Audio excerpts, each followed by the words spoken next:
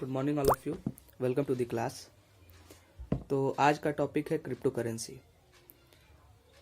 तो crypto currency क्या है? क्रिप्टो करेंसी एक डिजिटल करेंसी है। अब करेंसी से आपको अंदाज़ा हो गया होगा कि ये नोट जैसा कोई चीज़ है।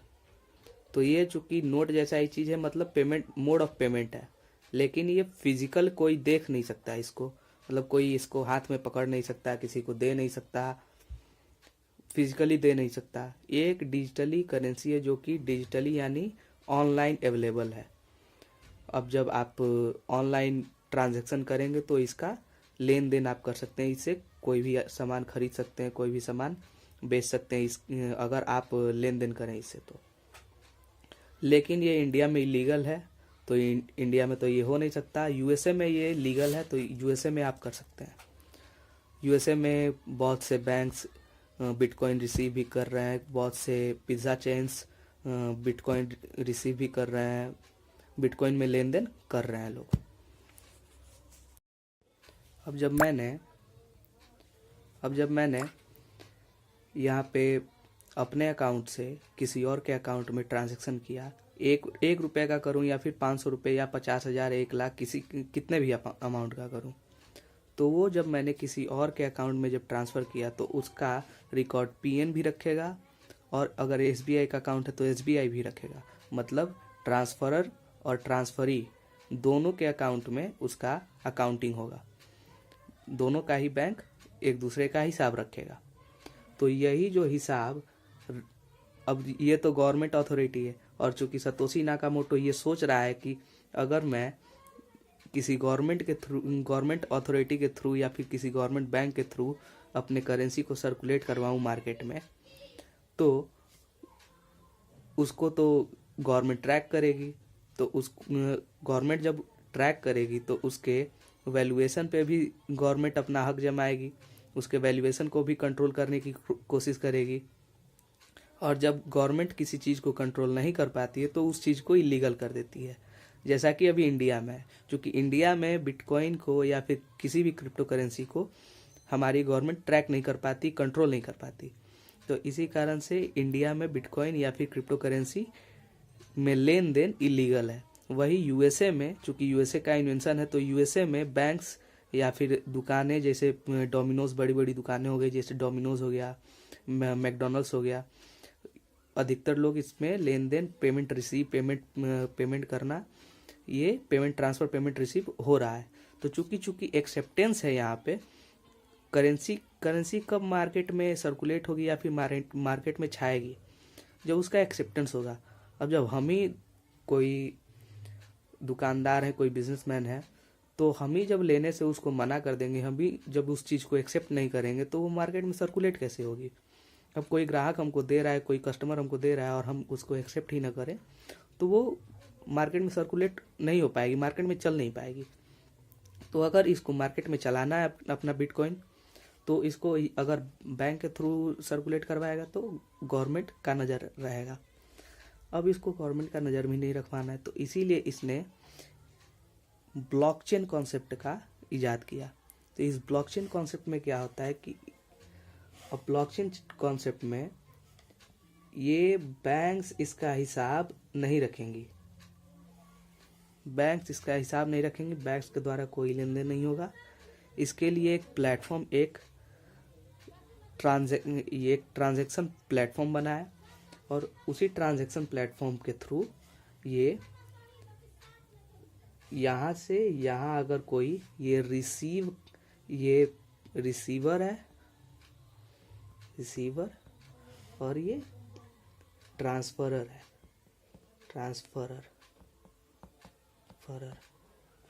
ये ट्रांसफरर है। अब कोई रिसीवर है, कोई ट्रांसफरर है, कोई इसको बिटकॉइन ट्रांसफ़र करेगा और ये रिसीव करेगा।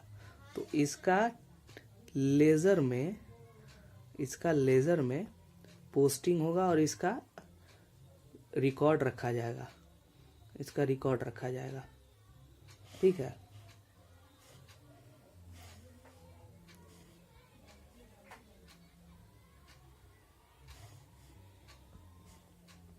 इसका रिकॉर्ड रखा जाएगा। अब ये तो यही ब्लॉकचेन कॉन्सेप्ट है, ठीक है। जब जब ट्रांजैक्शन का रिकॉर्ड रखा जाने लगे तो उसी चीज़ को ब्लॉकचेन कॉन्सेप्ट क्रिप्टो करेंसी के लिए कहा जाता है।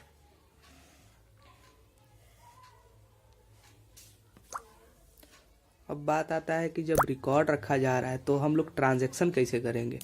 अब इसमें ट्रांजैक्शन कैसे होता है, जैसे अगर यूएसए में जैसे पिज्ज़ास उजास ये लोग मंगाते हैं ऐसे बिटकॉइन का ट्रांजैक्शन करके, तो ट्रांजैक्शन वैल्यू कैसे डिसाइड होगा कि जैसे अगर कोई पिज़्ज़ा हो गया, इसका प्राइस है मान लो $10 का, ठीक है, $10 का प्राइस है, और एक बिटकॉइन का प्राइस है मान लो, अभी तो बहुत ज़्यादा चल रहा है, लेकिन मान लो कि $1 का, सॉरी रुपीज़ का साइन हो गया, मान लो $1 का, ठीक है। अब $1 का, तो इसके लिए 10 बिटकॉइन ये पिज़्ज़ा चेन को यानी डोमिनोज को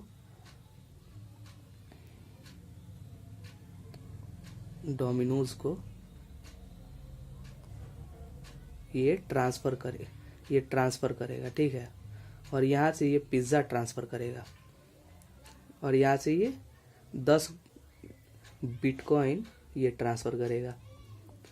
अब बिटकॉइन ट्रांसफ़र हुआ 10 बिटकॉइन, तो यहाँ पे एक ट्रांजैक्शन बना। अब यही ट्रांजैक्शन चूँकि अभी हो रहा है, जब उस टाइम 2011-12 था, 2011-12 में, 2011 और 2012 में, तो उस टाइम पे चूँकि इसका क्रेज़ तो था नहीं, तो उसी टाइम पे चूँकि इसका क्रेज़ नहीं था, ना ही कोई इसके बारे में जानता था और ना ही कोई, और सब लोग तो डरते थे, कोई भी नई चीज़ आती है और वो भी पैसे से रिलेटेड, फाइनेंशियल रिलेटेड, तो सब कोई डरता है। तो उस टाइम पे जब ये फेमस नहीं था, तो उस टाइम पे, और चूँकि इसको कोई ट्रैक नहीं कर पाता था, तो उस टाइम पे इसका यूज़ सबसे ज़्यादा होने लगा ब्लैक मार्केट में। सबसे ज़्यादा यूज़ इसका ब्लैक मार्केट में हुआ। ब्लैक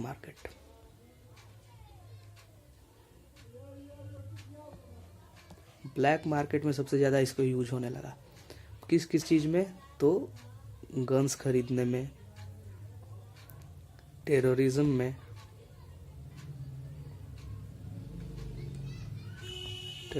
में। अब बात आता है कि जब रिकॉर्ड टेररिज्म में और सारे गलत कामों में इसका यूज होने लगा, क्योंकि इसको न गवर्नमेंट ट्रैक कर पा रही थी और ना ही, तो आखिर ये ट्रांजैक्शन हो कैसे रहा है। अब बड़े बड़े जो हवाला वाले चीज़ थे, जैसे ब्लैक मनी छुपाना, ब्लैक ट्रांजैक्शन करना, गन्स खरीदना, बॉम्ब्स खरीदना, टेररिज्म को फंड करना, टेररिस्ट को फंड करना, तो इसका सबसे ज़्यादा लेन देन बिटकॉइन में ही होने लगा। अब जब बिटकॉइन में ये चीज़ होने लगा, तो सारे ट्रांजैक्शन को, अब चूँकि टेररिज्म इतना ज़्यादा बढ़ जाएगा इसके कारण से यूएसए में इसको धीरे धीरे सरकार की नज़र पड़ने लगी। यूएस गवर्नमेंट की नज़र पड़ी, धीरे धीरे इसको यूएस गवर्नमेंट ने लीगलाइज करना शुरू किया। यूएस गवर्नमेंट धीरे धीरे इसको लीगलाइज करना शुरू किया। अब उसमें फिर बैंकों को ये रोल दिया गया कि बैंक्स इसको पेमेंट का मोड बनाए, धीरे धीरे इसमें पेमेंट्स एक्सेप्ट करें, धीरे धीरे इसको मोड ऑफ ट्रांजैक्शन का टैग दें। जैसे हम लोगों के नोट्स पे लिखा रहता नहीं है कि हमारे जो गवर्नर हैं वो हम लोगों को 100 रुपये देने का वादा करते हैं। I promise to give you 100 rupees value of this piece of note. तो उसी तरह गवर्नमेंट्स को ये हिदायत मतलब दी गई होगी कि आप लोग इसको पेमेंट का मोड बनाएं। धीरे धीरे ये यूएस गवर्नमेंट इसको लीगलाइज करने लगी।